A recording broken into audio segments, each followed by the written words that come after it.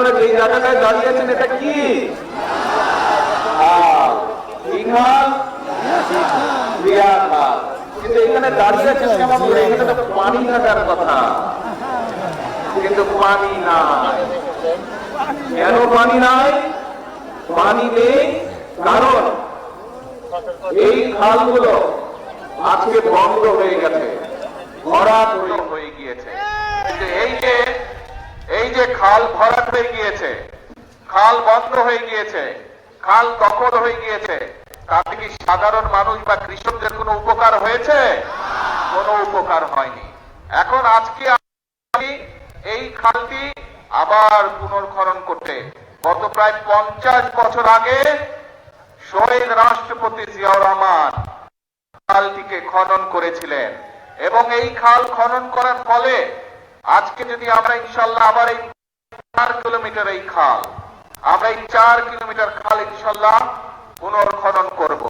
পুনর্খনন করলে এই খালে এই এলাকার মানুষ পানি পাবে। পানি পেলে কি হবে? মানুষ পানি পাবে। পানি পেলে কি হবে? আমরা দেখেছি প্রায় 20,000-এর মতো কৃষক সরাসরি উপকৃত হবে। প্রায় 1400 টনের মতন বাড়তি খাদ্য শস্য উৎপাদন হবে। প্রায় 72,000-এর মতন মানুষ সরাসরি উপকৃত হবে এই খালে পানি আসলে। এখন প্রিয় ভাই বোনেরা, এই যে 18,000 কৃষকের কথা বললাম, এই যে 1400 টন প্রায় বাড়তি খাবার যে উৎপন্ন হবে এই খালে পানি আসলে, প্রায় 72,000 মানুষ সরাসরি উপকৃত হবে। এই মানুষগুলা কি অন্য এলাকা নাকি এই এলাকা? এই এলাকা। তাহলে এই খালে পানি থাকলে উপকারটা কাদের হবে ভাই? এই এলাকার মানুষের হবে। প্রিয় ভাই বোনেরা, শুধু তাই নয়, ইনশাআল্লাহ এই খাল খনন যখন পুনর্খনন যখন শেষ হয়ে যাবে, আমরা ইনশাআল্লাহ এই খালের দুপাশে প্রায় 3,000 বৃক্ষরোপণ করব। কোন মা মনে আছেন যারা ঘরে হাঁস পালেন বা হাঁস পালতেন আগে, কিন্তু এই খালে পানি না থাকার কারণে অনেকের ঘরে সেটা সম্ভব হয় না, কিন্তু যখন খালে পানি থাকবে তখন মা বোনদের জন্য একটি বাড়তি রোজগারের সুবিধা হবে হাঁস পালনের মধ্যে দিয়ে। সম্ভব এটা? আমরা যদি সকলে মিলে কষ্ট করে অবশ্যই সম্ভব। আমরা যদি সকলে মিলে পরিশ্রম করে তাহলে অবশ্যই ভাগ্যের পরিবর্তন করা সম্ভব, তাহলে অবশ্যই দেশের অবস্থার পরিবর্তন করা সম্ভব, তাহলে অবশ্যই দেশের মানুষ ভালো থাকতে পারবে। আমাদের রাজনীতি অর্থাৎ বিএনপির রাজনীতি হচ্ছে সেটি। আপনারা দেখেছেন নিশ্চয়ই, কম বেশি সকলের মনে আছে, এই যে প্রায় 2 মাস 2.5 মাস আগে যে নির্বাচনটি হয়ে গেল, এই নির্বাচনের আগে দিয়ে কিন্তু আমরা দেশের মানুষের কাছে প্রতিশ্রুতি দিয়েছিলাম যে বিএনপি আল্লাহর রহমতে দেশের মানুষের সমর্থন নিয়ে সরকার গঠনে সক্ষম হলে দেশে আমরা শহীদ জিয়ার রেখে যাওয়া সেই খাল খনন কর্মসূচি শুরু করব এবং ইনশাআল্লাহ আগামী 5 বছরে আমরা চেষ্টা করব সারা দেশে এই উলসি বা যেটাকে এই এলাকার মানুষ রিয়া খাল হিসাবে চিনে এইরকম প্রায় 20,000 কিলোমিটার খাল আমরা খনন করতে চাই, যাতে করে গ্রামের মানুষ, গ্রামে বসবাসকারী মানুষ, কৃষক হোক, মা বোনরা হোক, এলাকাবাসী হোক, তরুণ সমাজের সদস্যরা, তরুণরা হোক, বিভিন্ন রকম আয় রোজগারের সুবিধা সেখান থেকে করতে পারে। আমরা খাল খনন সেই জন্য করতে চাই। এই খাল খননের ফলে কি হবে? সরাসরি গ্রামে বসবাসকারী মানুষ, বিশেষ করে কৃষক ভাইরা সেই সুবিধা পাবে। শুধু ভাই বোনরা তাই নয়, আমরা নির্বাচনের আগে বলেছিলাম এই যে এখানে বহু মা বোন এখানে অপেক্ষা করছেন, মা বোনেরা এখানে আজকের এই সবাই এসছেন, এই খাল খনন কর্মসূচি অনুষ্ঠানে এসছেন। আমরা বলেছিলাম বাংলাদেশের জনসংখ্যা, এই যে প্রায় 20 কোটি জনসংখ্যা বাংলাদেশের, এর অর্ধেক হচ্ছে নারী। দেশনেত্রী খালেদা জিয়া এই নারীদের জন্য শিক্ষা ব্যবস্থাকে ফ্রি করে দিয়েছেন, ইন্টারমিডিয়েট পর্যন্ত, ডিগ্রি পর্যন্ত ফ্রি করে দিয়ে গিয়েছেন। প্রথমবার করেছেন স্কুল পর্যায়ে, ইন্টারমিডিয়েট পর্যায়ে, দ্বিতীয়বার করেছেন ইন্টারমিডিয়েট পর্যায়ে। এই খালেদা জিয়ারও সেই কর্মসূচির অংশকে আমরা আরো সামনে নিয়ে যেতে চাই।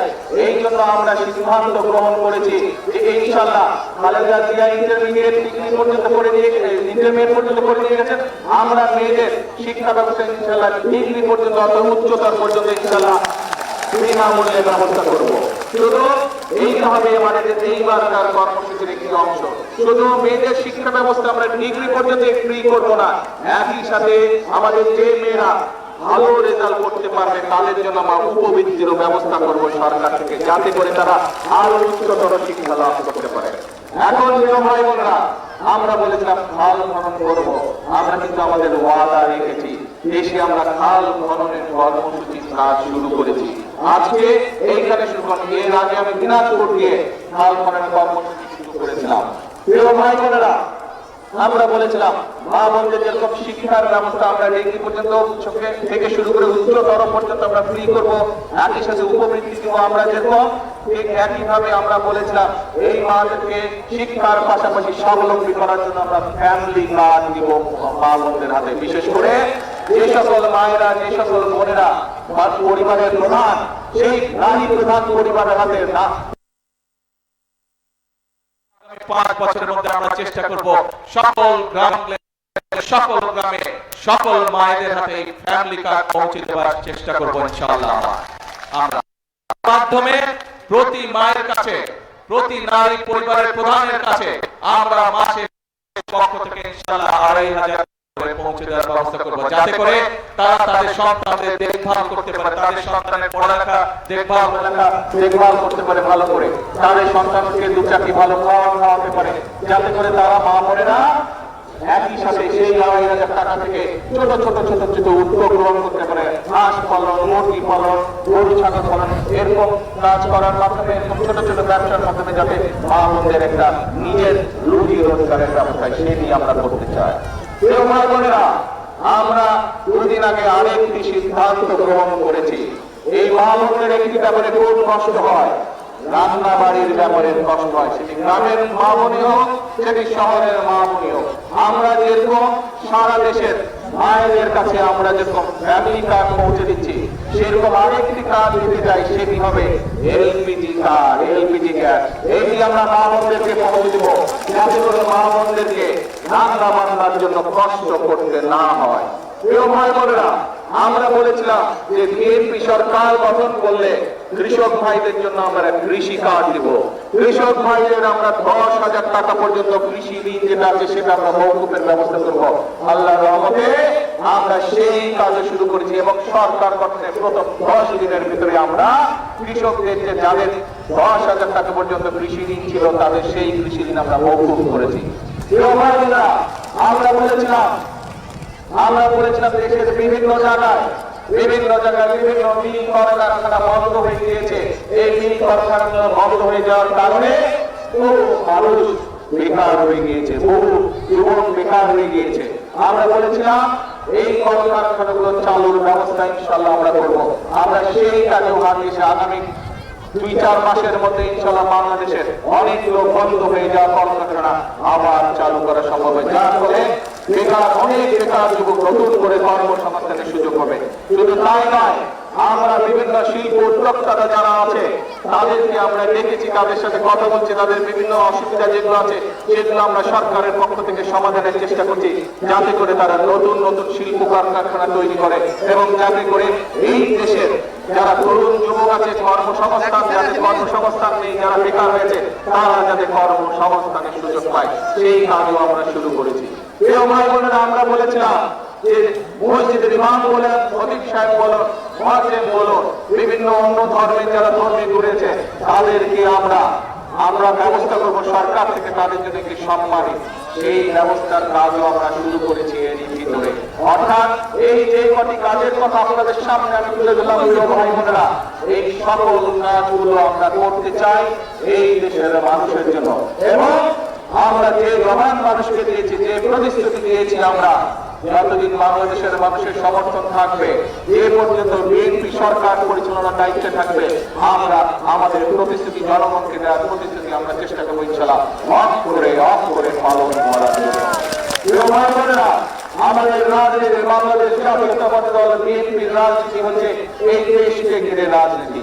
আমাদের রাজনীতি হচ্ছে মানুষের ভাগ্য পরিবর্তনের রাজনীতি। আজকে আপনাদের সামনে যে কয়টি পরিকল্পনার কথা আমি তুলে ধরলাম সংক্ষেপে, এই কয়টি পরিকল্পনা যদি আমরা সফল করতে পারি, এই কয়টি পরিকল্পনা যদি আমরা বাস্তবায়ন করতে পারি, তাহলে বাংলাদেশের খেটে খাওয়া মানুষ যারা আছে, বাংলাদেশের সমগ্র জনসংখ্যার বেশ কোটি জনসংখ্যার প্রায় 70% মানুষ গ্রাম অঞ্চলে বা উপজেলা বা জেলা পর্যায়ে বাস করে। এই মানুষগুলো বিশেষ করে গ্রাম অঞ্চল উপজেলা যারা বাস করে, গ্রামে যারা বাস করে, তারা উপকৃত হবে। আপনারা কি তাই মনে করেন এই কাজগুলো যদি বাস্তবায়ন করতে পারে গ্রামের মানুষ উপকৃত হবে?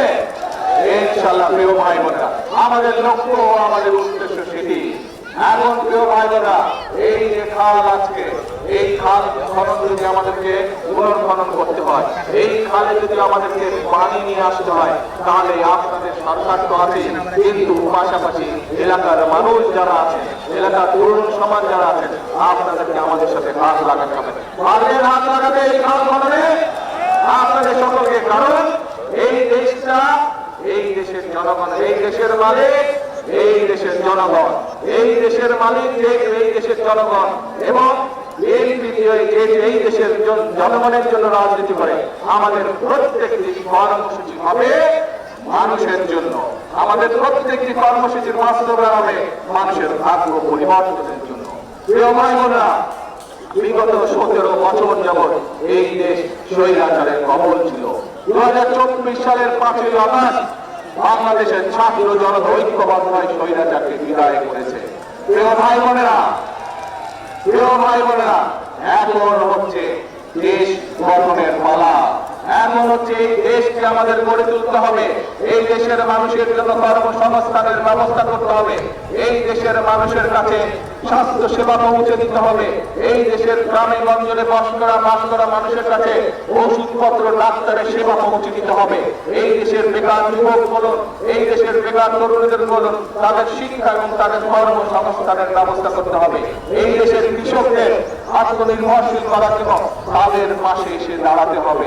এই দেশে আমাদের গাছপালা কমে যাওয়াতে, বৃষ্টিপাত কমে গিয়েছে, সেই জন্য বৃক্ষরোপণ কর্মসূচি আমরা সিদ্ধান্ত নিয়েছি, আমরা এই পরিকল্পনা গ্রহণ করেছি। ইনশাআল্লাহ আগামী 25 বছরে প্রায় সারা দেশে আমরা চেষ্টা করবো ইনশাআল্লাহ আল্লাহর রহমতে 25 কোটি বৃক্ষরোপণ করার জন্য। প্রিয় ভাই বোনেরা, আজ এই খাল খনন কর্মসূচির কাজ আমরা শুরু করলাম। এরকম প্রত্যেকটি কাজ আমরা করতে চাই যার সাথে জনগণের ভাগ্য জড়িত। প্রিয় ভাই বোনেরা, এই 5ই আগস্ট 2024 সালের 5ই আগস্ট এই স্বৈরাচারকে বিদায় করেছি। তারপরে আমরা সংসদের দক্ষিণ প্লাজায় সকল রাজনৈতিক দল একত্রিত হয়ে জুলাই সনদ আমরা স্বাক্ষর করেছি। আর এই হাজারো জনতার সামনে আমি পরিষ্কার ভাবে বলে দিয়ে যেতে চাই, পার্লামেন্টের জাতীয় সংসদের দক্ষিণ প্লাজায় যে জুলাই সনদ বিএনপি সহ অন্যান্য রাজনৈতিক দল স্বাক্ষর করেছে, আমরা সেই স্বাক্ষরিত জুলাই সনদের প্রত্যেকটি লাইন, প্রত্যেকটি শব্দ ইনশাআল্লাহ পর্যায়ক্রমিক ভাবে এই সরকার বাস্তবায়ন করবে।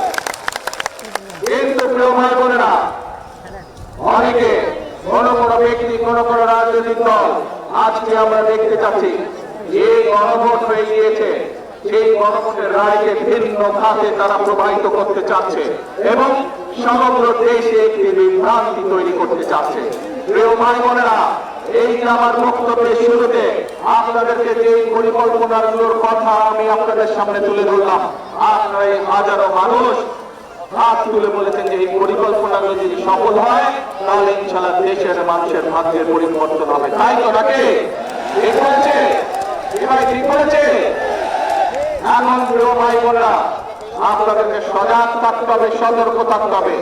যারা গণভোটের রায়কে ভিন্ন কাজে প্রবাহিত করতে চায়, যারা জুলাই সনদের অর্থ ভিন্নভাবে তাদের নিজেদের রাজনৈতিক স্বার্থ হাসিলের জন্য উপস্থাপন করতে চায়, এরা বিশৃঙ্খলা সৃষ্টি করতে চায়।